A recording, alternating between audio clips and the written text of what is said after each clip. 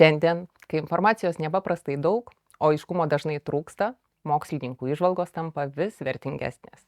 Ir visgi, jeigu kartais klausėtės mokslininko ir pagalvojot, palaukit apie ką visą tai, ši tinklalaidė mokslo minklės kaip tik jums. Minklės - tai atsakymai, kurių dar ieškome. Idėjos, kurios dar tik formuojamos. Aš, Laura Stankūnė, kalbuosi su mokslininkais taip, kad suprastume visi. Na ir šiandien sveikinuosi su Tarptautinės teisės ir ES profesorė Lyra Jakulevičienė. Labą dieną. Sveiki. Prisipažinsiu, man ir didelė garbė ir atsakomybė, nes jūs itin veikli tiek universiteto, tiek nacionaliniu mastu, tiek tarptautinėje erdvėje. Na ir šiandieną mes pakalbėsime temą apie migraciją. Ir kaip žodžiai bei savokos keičia mūsų suvokimą apie ją, ar ne? Tai pradėkime nuo labai paprasto dalyko, kad pagal statistinius duomenis migrantai pasirodo sudaro vos 4% visų pasaulio gyventojų. O visgi šitą temą mes, sakykime, visuomenėje girdime labai plačiai. Tai kiek čia yra kažkoks medijų efektas, kiek tai yra tema kaip reiškinys, kuris mums visuomenėje yra jautrus. Gal dėl to, kad tai paliečia jautrius su žmonių teisėmis susijusius klausimus. Tai iš ties skaičiai labai teisingi, ką jūs paminėjot, bet skaičiai yra toks dalykas, kad labai lengva jais manipuliuoti. Tai kiekvienas turbūt naudoja tuos skaičius, kurios nori, ir aišku, kad mūsų požiūrius į migraciją kaip tokį aktualų klausimą šiomis dienomis labai lemia medijos. Ir medijos tikrai tą statistiką labai įvairiai naudoja. Tai jeigu pradėti nuo tos tiksliosios statistikos, štai jūs paminėjot 4%. Tai jeigu šiai dienai pasaulyje yra šiek tiek mažiau negu 300 milijonų migrantų, įvairių migrantų dėl pačių įvairiausių priežasčių išvykstančių iš savo kilmės valstybių, tai iš ties nepilni 4% visų pasaulio gyventojų. Jeigu mes vėlgi eitumėm arčiau Europos, taip, tai į Europą kasmet atvyksta apie 4 milijonus migrantų. Ir apie 1,5 milijono išvyksta iš Europos. Dabar, jeigu žiūrėt, kasgi tie migrantai, tai iš tikrųjų čia kalbam apie žmonės, kurie gimė ne Europos Sąjungoje. Bet dalis iš jų yra Europos Sąjungos piliečiai. Tai vėlgi, jeigu bendrą skaičių imti, atrodo 4 milijonai, čia daug ar mažai galima diskutuoti, bet tai yra apie 10% visų ES piliečių. Taip, jeigu apie 450 milijonų ES gyventojų, tai yra apie 10%. Jeigu mes žiūrėtumėm, kad iš tų 4 milijonų asmenys, kurie yra iš tikrųjų iš trečiųjų šalių, nes kartais į statistiką yra įtraukiami tie migrantai, kurie iš vienos ES valstybės keliauja į kitą, tai pagal tam tikrus skaičiavimus jie irgi migruoja. Taip? Tai, bet jeigu skaičiuoti jau tikrai tuos atvykėlius iš trečiųjų šalių, tai matysim, kad yra dar mažesnis tas skaičius, yra apie dar mažiau negu 10%, apie 8%. Tai ar tai yra daug? 8% migrantų visoje Europos Sąjungoje, turbūt tai nėra daug. Taip? Ir vėlgi dažnai, kalbant apie šitą temą, labai eskaluojama nelegalios migracijos tematika. Taip? Ir daug labai dėmesio mes jai skiriam. Sakykime, 2024 metais, vėlgi, jeigu atsiremiam į skaičius, objektyvius skaičius, tai šiek tiek daugiau negu 230 tūkstančių atvyko. Tai imant 4 milijonus, taip, ir 230 tūkstančių iš tų, kurie atvyko ir atvyko pažeisdami kažkokius tai reikalavimus. Tai vėlgi nėra daug. Jeigu žiūrėti pabėgėlius, taip, tos asmenys, kurie atvyksta dėl, kai jie yra priversti išvykti iš savo šalies, tai yra ne dėl kažkokių savo pasirinkimo, bet dėl konfliktų, dėl žmogaus teisų pažeidimų, dėl situacijos grėsmingos jų šalyje, tai tokių asmenų vėlgi yra iš tų visų migrantų vos porą procentų. Tai aš dabar čia truputėlį jūsų sustabdysiu, čia žongliruoja tokiais galingais ir mažiau galingais skaičiais, bet tuo pačiu ir, sakykime, tos savokų minklės. Sakot, migrantas, pabėgėlis, tai gal truputėlį apsistokim ties tuo, kur čia yra tų žodžių reikšmė ir ką tie žodžiai reiškia, nes, na, žmonių visuomenė, migrantai, pabėgėliai, politiniai pabėgėliai ar ekonominiai, žinot, visokių galima rasti. O tada sudėkim tuos taškus ant į, kaip tos savokos kokią reikšmę čia turi. Tai ir aš būtent ir miniu tą statistiką, kad iš tiesų mes suvoktumėm, kiek tai, kas yra pristatoma viešai, taip, arba apie ką kalba medijos, apie ką kalba kartais ir politikai, taip, nes tai yra ta tema, kuri, na, visada arba už, arba prieš tikrai yra naudinga politikoje, ką mes matom iš Europos valstybių politinio gyvenimo. Tai tiesiog, na, turim suprasti, kad ne visada taip, kaip yra pristatoma, kad būtent taip ir yra. Tai va ta statistika, dėl to aš čia taip daugiau paminėjau.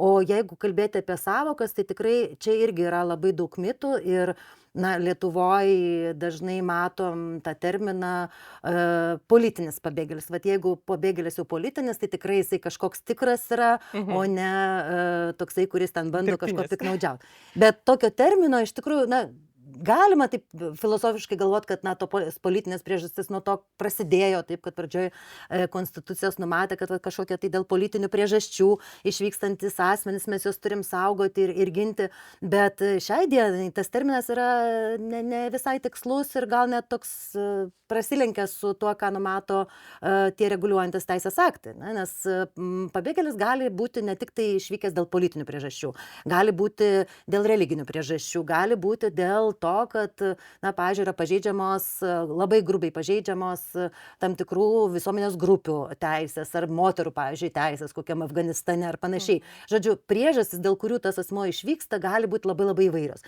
Todėl pasakyti, kad tik tai politiniai pabėgėliai yra jau tie tikrieji pabėgėliai, tai yra absoliučiai neteisinga. Antras, toks, ką irgi tenka girdėti, galbūt dabar mažiau, nes tikrai ir medijos labai daug žino ir supranta ir labai korektiškai atspindi kartais tą realybę. Tai, pavyzdžiui, ekonominis pabėgėlis. Tai apskritai tokia savoka, jinai pati viduje yra prieštaringa. Kitaip tariant, jeigu asmuo išvyko dėl ekonominių priežasčių, reiškia, jisai nėra pabėgėlis. Reiškia, tokio termino net negali būti niekur, nei teisėj, nei kitur. Nors mūsų visuomenė ir medijos kartais tą terminą naudoja ir jisai iš tikrųjų uždeda tokią, na, jau iš karto neteisingą požiūrį galbūt į tos žmonės dėl to, kad, na, ir sakoma, kad jūs čia atvykote dėl to, kad jūs, na, pasirinkot atvykti. Na, jūs čia ieškot geresnio darbo ar panašiai. O jeigu mes jau kalbam konkrečiai, yra ir tokių, kurie geresnio darbo ieško.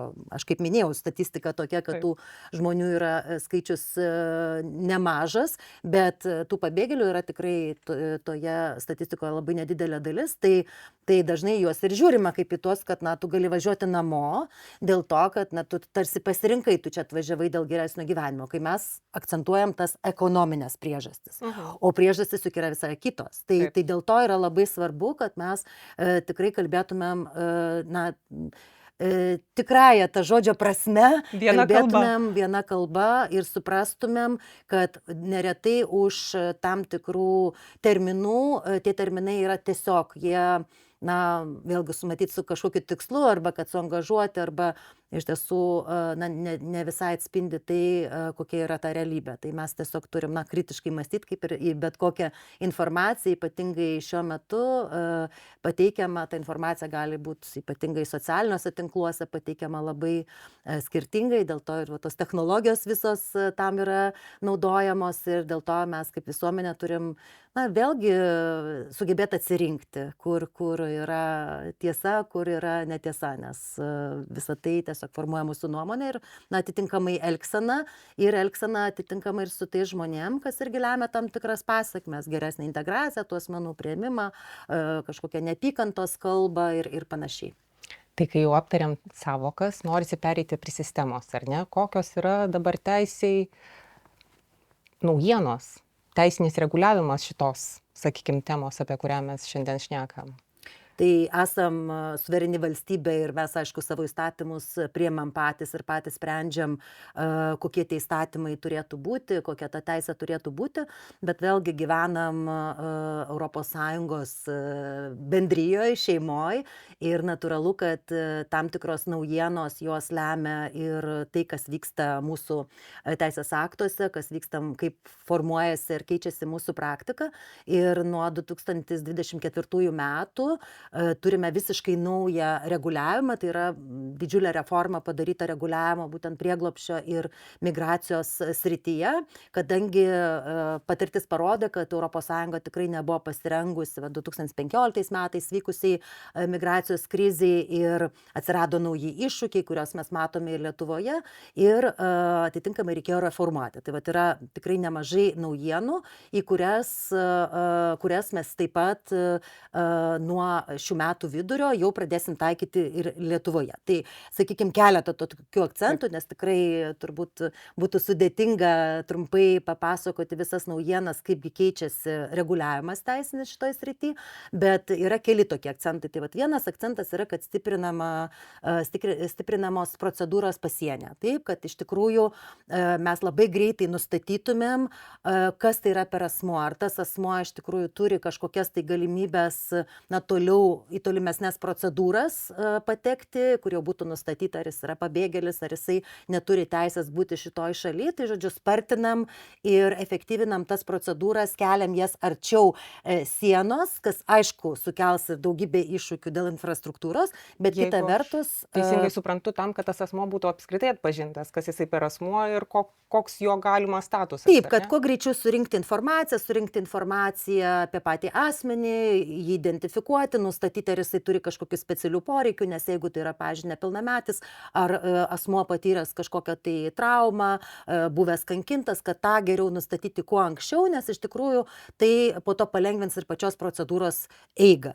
Tai vienas akcentas yra į pasienį, kitas akcentas yra visos grąžinimo procedūros, nes iš tikrųjų, jeigu taip žiūrėti, didžiausia galbūt bėda yra ne tai, kad tie asmenys atvyksta, bet kad procedūros vyksta labai ilgai neretai ir po to netgi, kai, sakykime, atskiriami tie žmonės, kurie jau turi teisę pasilikti ir tie asmenys, kurie neturi jokios teisės ir tiesiog, jie pateko į tą procedūrą ir negebėjo įrodyti, kad jie turi pagrindą likti ES kaip pabėgėliai, tai iš tiesų ES valstybės narės yra praktiškai neįgalios dėl išsiuntimo.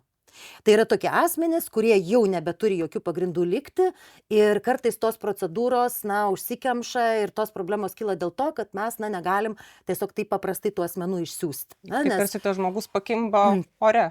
Tas žmogus pakimba ore dėl to, kad, pavyzdžiui, jo kilmės valstybė nebendradarbiauja. Taip reiškia, nenori išduoti dokumentų.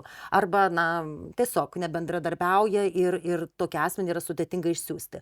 Tai daugiau yra tenai problemos. Taip, ne tiek, sakykime, pačios prieglobsčio procedūros, bet kad mes tų asmenų, kurie neturi teisės likti, mes nesugebam kaip valstybės išsiųsti.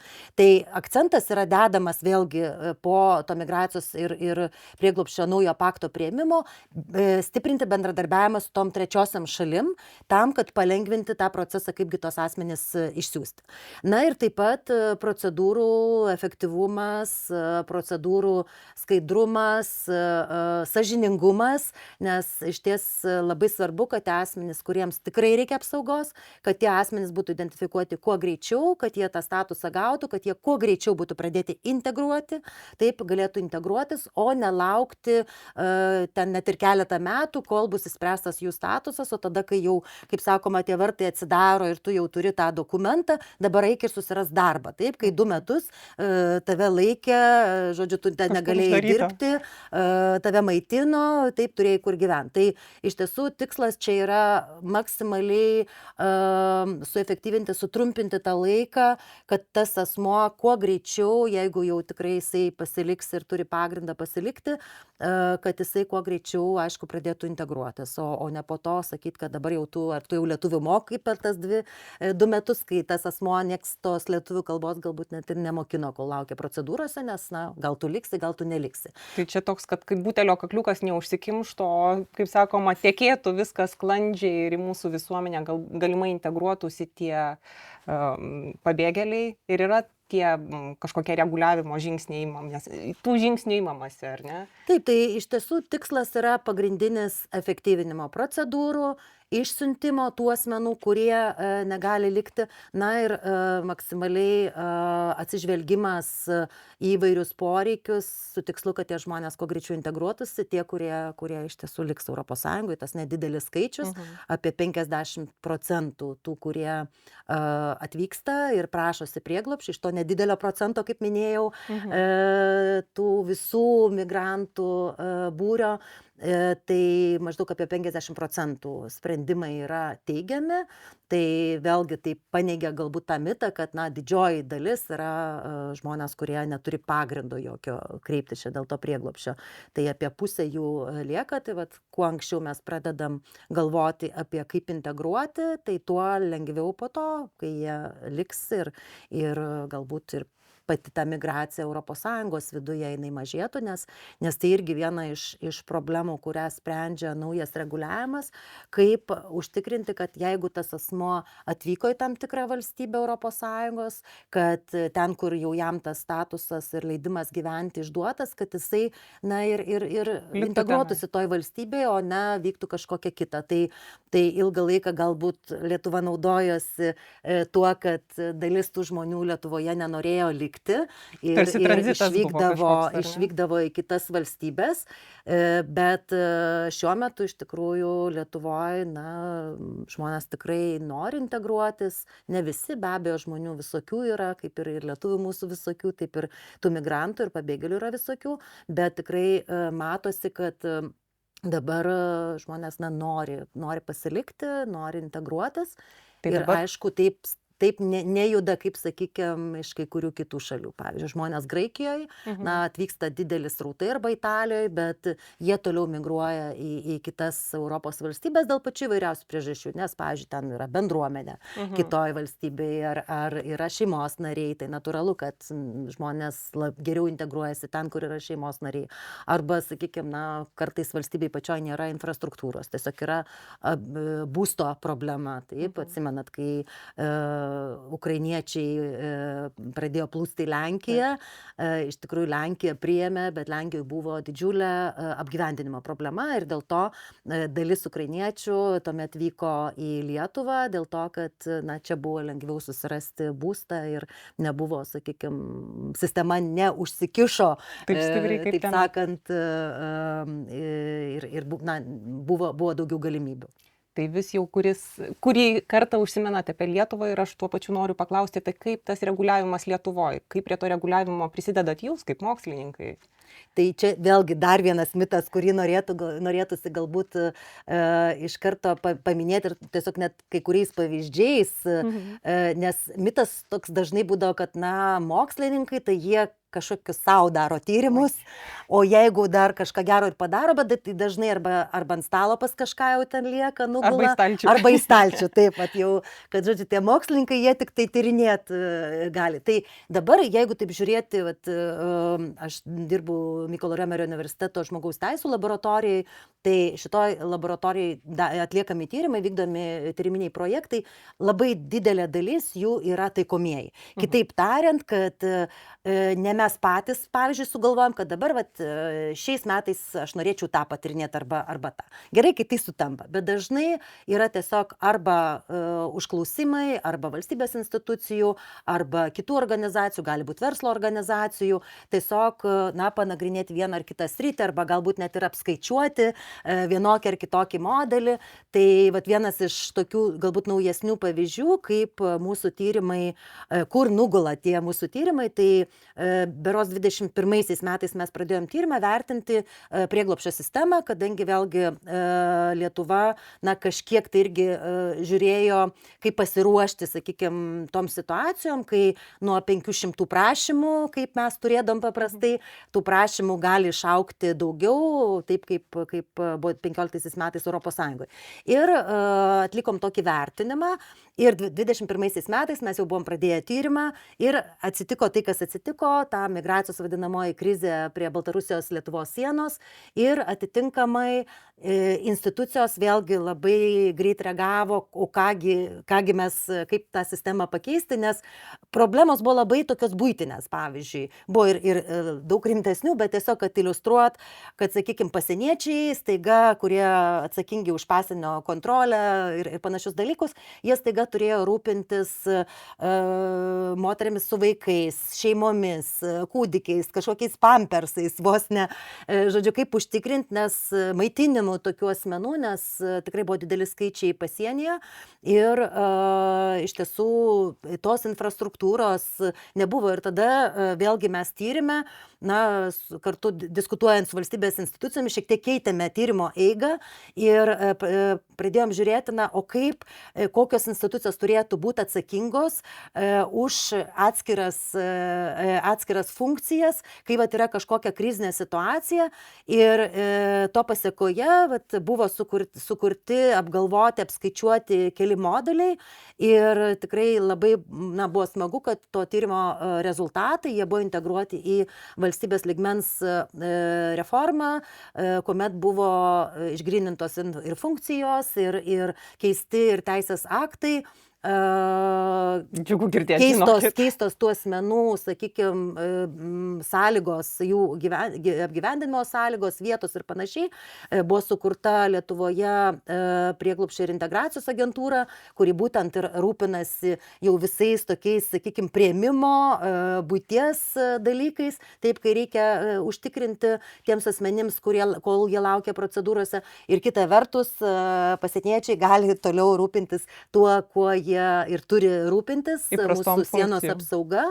Taip, ir tai vat vienas iš tokių pavyzdžių, to paties tyrimo irgi viena dalis buvo, bet tapo atskiros reformos pagrindu, ar, sakykime, prisidėjo prie reformos, tai yra kaip teikti teisinę pagalbą, valstybės garantuojama teisinę pagalbą, nes iš tikrųjų ta teisinė pagalba Lietuvoje buvo nemažai kritikuojama, nes arba tos lėšos valstybės nusėsdavo kažkokios vienos kontoros ar net kelių advokatų rankose, kurie net neatvykdavo į kitų centrų, žodžiu, buvo tikrai tokių nemažai kritikos, kad valstybė sumoka lėšas teisiniai pagalbai, o ta teisinė pagalba iš tikrųjų nekokybiška, o kodėl mums reikia kokybiškos pagalbos? Būtent dėl to, kad tų bylų būtų mažiau būtų apkrauti teismai, kad jeigu asmuo neturi pagrindo čia likti, kad iš tikrųjų tai būtų nustatyta kuo greičiau, o ne kad, žodžiu, būtų daugybė tų teisminių procesų ir dėl to yra labai svarbu, kad ta pagalba būtų kokybiška. Tai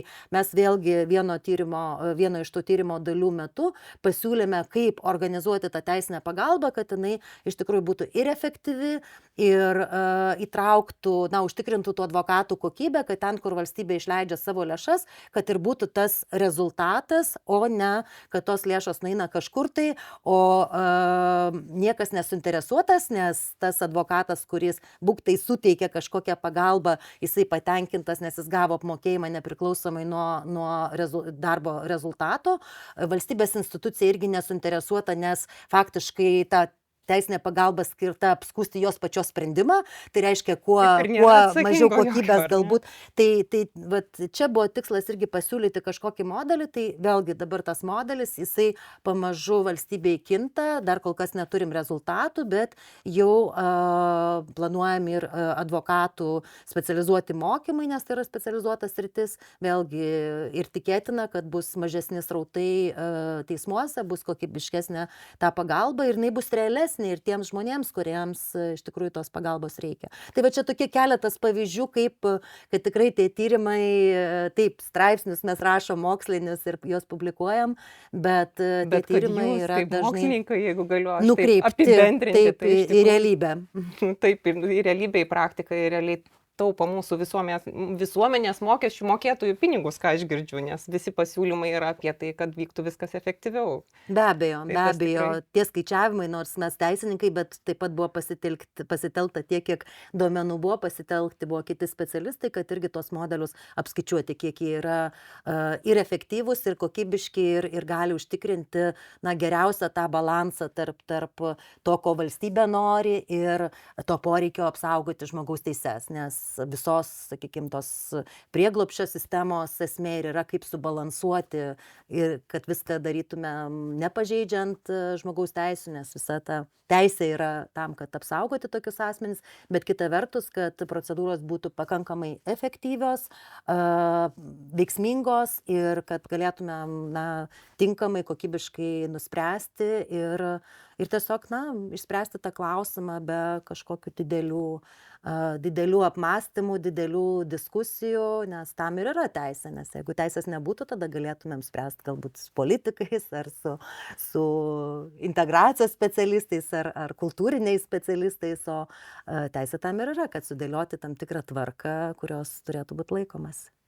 Tikrai pritariu ir tuo pačiu dar truputėlį noriu gal grąžinti į pokalbio pradžią, kas jau buvo užsiminta, ir labai trumpai apie technologijas. Kaip jūs minėjot, prie pasienio žmonės turi būti ir atpažįstami, ir išskirstomi, ir sulaikomi, ir apskritai kažkokių imamasi veiksmų.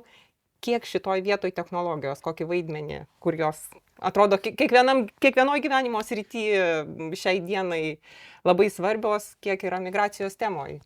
Tai tikrai, Laura, rizikuojat, kad aš labai išsiplėsiu. Tai trumpai, atsakydama į tą porai klausimą, sakinių. nes galbūt keli akcentai. Pirmas akcentas, kad tikrai dirbtinis intelektas ir įvairios technologijos labai sparčiai plėtojasi šitoj srity. Ir jeigu žiūrėti ES reguliavimą, kuris yra pirmasis regionas, kuris susireguliavo dirbtinio intelekto panaudojimą, dirbtinio intelekto aktu, tai čia yra tam tikros išimtys numatytos, kai yra naudojamas dirbtinis intelektas, teisėsaugos, migracijos ir dar kai kuriuose srityse, dėl to, kad šiai dienai tikrai tos technologijos plėtojasi, yra aktualu, bet kita vertus, šiai dienai valstybė šiek tiek nori ne viską viešinti, ne viską viešinti, kokios tos technologijos yra naudojamos. Tai galbūt čia yra šiokia tokia problemėlė ir aš akcentą dėčiau dėl to, kad nėra labai skaidru, kas yra naudojama šiai dienai.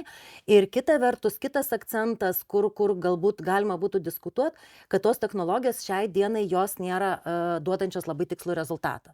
Tai pavyzdžiui, dabar kur yra naudojama? Tai yra naudojama, pavyzdžiui, identifikacija. Taip, veido atpažinimo technologijos, kurios pačios, jos gali su dirbtiniu intelektu būti, gali būti tiesiog veido atpažinimo technologijos. Tai, pavyzdžiui, tamsesnės odos žmonės dirbtinis intelektas atpažįsta prasčiau. Žodžiu, yra didesnė klaidos tikimybė. Tai natūralu, kad jeigu mes tik tai pasitikėsime tuo sprendimu, kurį mums duoda algoritmas, taip, duoda tą atsakymą, kad štai šitas žmogus yra ne ten iš Somalio, pavyzdžiui, iš Etiopijos. Tai tikrai gali būti klaida, kuri po to gali kainuoti taip, kad tas žmogus, pavyzdžiui, bus išsiųstas, o galbūt jam ten gresia persekiojimas. Taip, nes bus pasakyta, kad jisai čia, žodžiu, ne iš tos šalies. Tai čia toks, labai jau supaprastintas pavyzdys. Bet technologijos gali būti naudojamos ir, pavyzdžiui, pokalbių robotuose, kad pokalbių robotas registruoja, pavyzdžiui, prašymus, atlieka tam tikrus veiksmus. Vėlgi, jeigu mes tai naudosim kaip papildomą įrankį, tai viskas yra tvarkoje. Bet jeigu tik tai mes pasikliausim tik tai technologiją, tai šiai dienai mes žinom, kad dirbtinis intelektas tikrai automatizuotų pilnai sprendimų negali priimti, kitaip tariant, technologiškai tai gali, bet iš tiesų tie saugikliai, kurie yra sudėti, kad būtų aišku, kaip algoritmas nusprendė, šiai dienai to nėra, dėl to tų technologijų plėtra ir naudojimas tikrai turėtų būti diskutuojamas, turėtų būti šiek tiek labiau viešinamas. Šiai dienai dirbtinio intelekto aktas leidžia šiek tiek mažesnį skaidrumą turėti šitoj srity, bet aš manau, kad vis daugiau ir mokslininkai, ir praktikai apie tai diskutuos, nes, kodėl? Tiesiog dėl to, kad tos rizikos jos niekur nedings. Jeigu bus padaryta klaida, jeigu bus toksai sprendimas apskūstas, natūralu, kad valstybei tai kainuos bylinėjimasis, kainuos kažkokių kompensacijų tiems asmenims išmokėjimas. Tai dėl to iš tikrųjų tas technologijas ir tobulinti reikia ir galbūt diskutuoti, kaip išvengti tų situacijų, kur technologijos kelia ne tik tai duoda privalumus, greitumo, spartumo, kitokio efektyvumo, daugybės duomenų greito apdorojimo, išlaisvinimo pareigūnų, taip, ar institucijų darbuotojų nuo per didelių krūvių, bet ar teismų tų pačių, bet kita vertus, kad ir nebūtų tų pagristų rizikų, kurios tiesiog po to mus grąžins į tą pirminę padėtį, kad turėsim bylinėtis, ginčyti tuos rezultatus, ar negalėsim, sprendimai priimti, jie nebus pagristi, teisingi, o vis tiek kaip teisininkai mes juk siekiam, kad sprendimai būtų teisingi, teisėti. Tai ką aš girdžiu, kritinis mąstymas ir tas krypčių tinkamas sudėjimas, kas yra iš tikrųjų jūsų kaip teisininkų pareiga, atsakomybė, užduotis, ar ne visame kame turi labai svarbu vaidmenį, ar ne? Ir ar tai būtų dirbtinis intelektas, ar tai migracija, kokią temą bekalbėtumėm, teisė visgi tikrai labai svarbu vaidmenį atlieka. Tai vat galbūt ir galima užbaigti tuo paskutiniu mitu, ką irgi norisi paminėti, kad į teisininkus dažnai žiūrima kaip į tuos, kurie sako, negalima ir, žodžiu, čia jūs nieko negalite daryti ir čia yra tokios taisyklės ir tokios ir to nepažįsti. Tai tikrai, man atrodo, kad tai yra mitas, visgi turbūt tokio teisininko, kuris tik pagal raidę, tai jau senai ir universitetai, ir tikrai Mykolo Riomerio universitete, kai studentam dėstom, tai turbūt mažiausiai pagal tą raidę, o iš tikrųjų, kad teisininkas, jo paskirtis yra būtent surasti tą balansą tarp to, kas yra numatyta ir kaip yra realybėj, kad iš tikrųjų iš esmės išspręsti problemą, o ne ją sukurti. Tai jeigu dar yra kažkokių teisininkų, kurie kūrė problemas, o nepadeda jas spręsti, tai nežinau, kur jie mokėsi, bet tikrai siekiam, kad tie teisininkai, kurie šitam universitete yra ruošiami, kad jie būtent suprastų tą realybę, suprastų, kodėl tokie arba kitokie teisės aktai ir kaip juos pritaikyti realybėj. Tai va, tai yra mūsų paskirtis, tai tikrai yra mitas, kad mes tik sakom negalima. Kaip smagu, kad mes tikrai nemažai mitų šiandieną iškėlėm ir juos, manau, aptarėm ir paneigėm. Tai pabaigiant tą mūsų migracijos temą, tai kas yra, sakykime, tokio, ką žmonės labiausiai neteisingai supranta apie migraciją ir... Aš sakyčiau, turbūt, jeigu taip vienu sakiniu, man visada tiesiog šokiruoja, kad mes, vertinam žmogaus teises kaip kažką tai blogo, bet iš tikrųjų vertinam, pavyzdžiui, laisvę. Bet laisvė be žmogaus teisių yra neįmanoma. Be demokratija, laisvė, be žmogaus teisių ir pagarbos žmogaus orumui, jinai yra neįmanoma. Tai turbūt labai svarbu, kad mes negalvotumėm, kad žmogaus teisės yra kažkur tai kitur. Mes lygiai taip pat, žodžiu, žmogaus teisėmis naudojam kasdien. Tai tiesiog šiai dienai gerai, kad mūsų teisės galbūt nėra taip pažeidžiamos kaip kitų asmenų kitose šalise, bet suprasti, kad kitose šalise grubų žmogaus teisų pažeidimai būtent ir lemia tų asmenų, kurie ieško apsaugos ir mūsų regione suprasti tą situaciją, nes iš ties šiai dienai esam dėkingi, kad mūsų žmogaus teisės taip nėra pažeidžiamos, bet tai nėra duotybė. Tai tas žmogaus teises reikia labai saugoti tam, kad mes turėtumėm ir laisvę, ir demokratiją mūsų valstybėje. Ačiū Jums už tokį tikrai įdomų, išsamų ir prasmingą pokalbį. Tai atsisveikinsim. Dėkui už dėmesį. Čia buvo Mokslo Minklės. Iki kito karto. Ačiū Jums.